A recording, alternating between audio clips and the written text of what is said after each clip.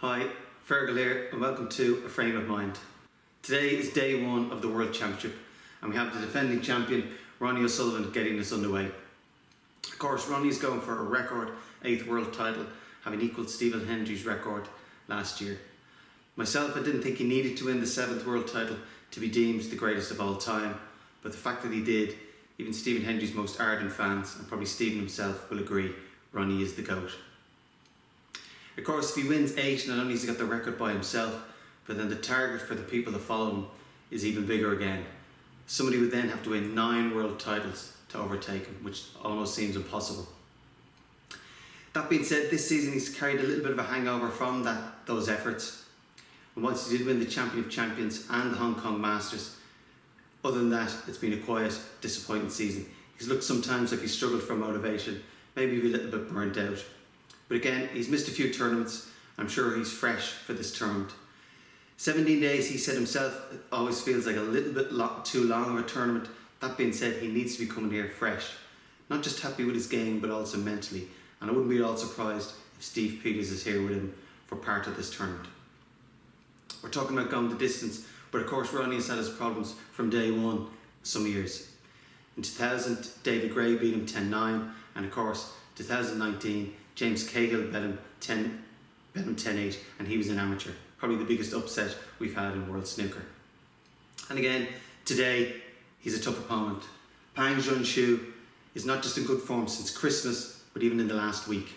Since Christmas, he's reached the quarterfinals of the German Masters, semi-finals of the Welsh Open, and final of the WST Classic. It was only Mark Selby playing at his best to beat him.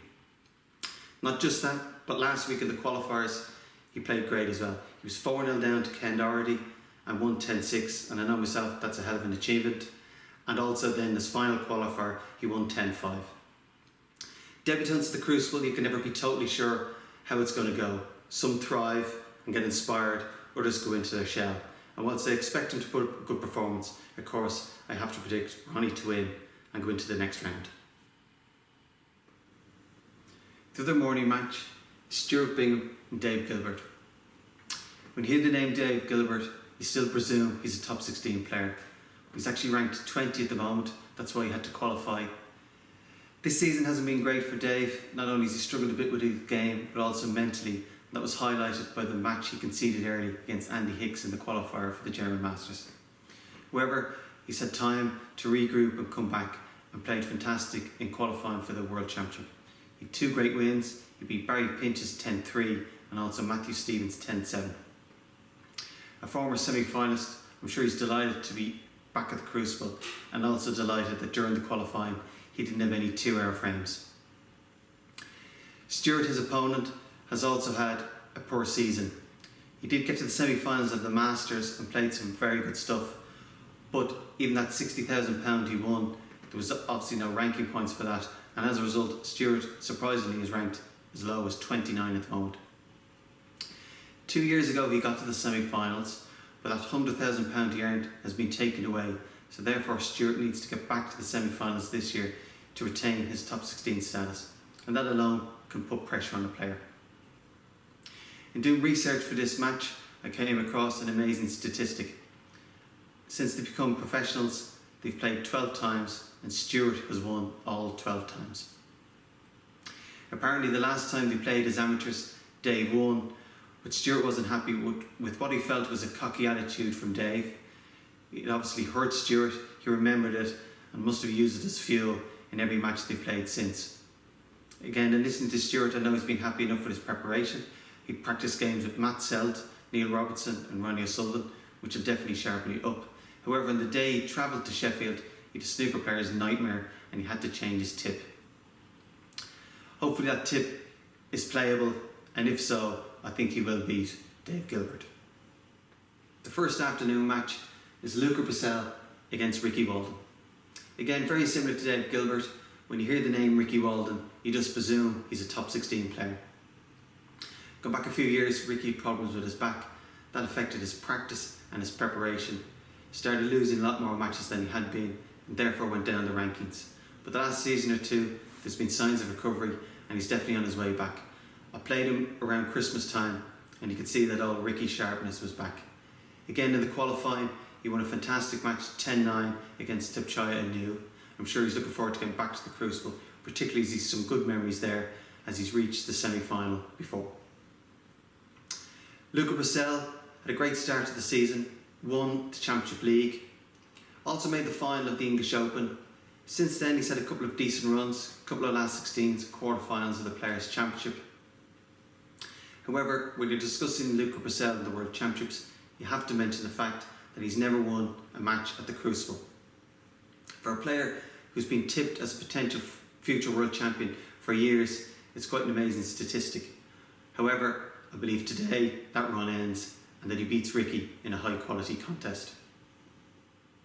The other afternoon match is Neil Robertson against Wu Yiza. Of course, Neil is my tip for the title this year. By his very high standards, he's had a quiet and disappointing season, but I think that can work to his advantage. In previous years he's come to the Crucible maybe with an element of burnout and also a very high level of expectancy and pressure.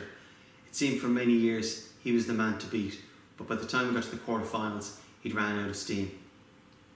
That's not the case this year, especially as he didn't qualify for the Players' Championship and the Tour Championship, actually 2 tournaments he won last year. He comes in very fresh. Over the years, Neil's had a great record of pinpointing a tournament, peaking for it, and then going away with the trophy. His opponent, Wu Yiza, his first time at the Crucible, a debutant, and played fantastic in the qualifying.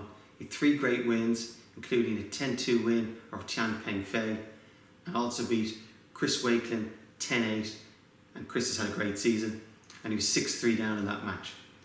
A quick, attacking, positive player, average shot times around 20 seconds. I think the Crucible crowd are going to enjoy watching him play. I fully expect him to put in a really good performance, but of course I'm going to tip Neil to win this match. The evening matches sees Ronnie and Pang come to a conclusion, and the other match starting Ali Carter and Jack Jones. Jack Jones is a player that's improving all the time, up to number 44 in the rankings, and played particularly well in the qualifying. Won 3 matches to qualify, including beating Robbie Williams 10-9 and then a fantastic win over Barry Hawkins 10-8. As I said, he's improving all the time, and I've had to put that down to one thing: it's heavy scoring, starting to score a lot heavier. Has a good all-round game, knows his way around the table, but certainly if he continue to score heavy at the same trajectory, I wouldn't be at all surprised if next year is a breakout year for him and he goes deep in a good few tournaments. Of course, Ali Carter has a great Crucible pedigree. He's already reached 2 finals, 2008 and 2012, where Ronnie O'Sullivan at his peak beat him. Of course, in 2018 he did get slight revenge on Ronnie when he beat him during Bargegate, as we all remember. In good form at the moment, Ali, particularly after Christmas, highlighted by winning the German Masters. He's working closely with Chris Henry, and I know they've changed his practice around. Not necessarily the quantity, but his practice now is far more specific with consequences, and he's seen the benefits of that in matches. Jack Jones, as I said, is a tough opponent. First time at the Crucible, again, can always be a daunting experience. Again, I expect him to play well, but I'm going to tip Ali to beat him. So that's my predictions for today. Enjoy the snooker, and I'll be back tomorrow where I'll have more predictions plus a review and analysis of today's play. See you tomorrow.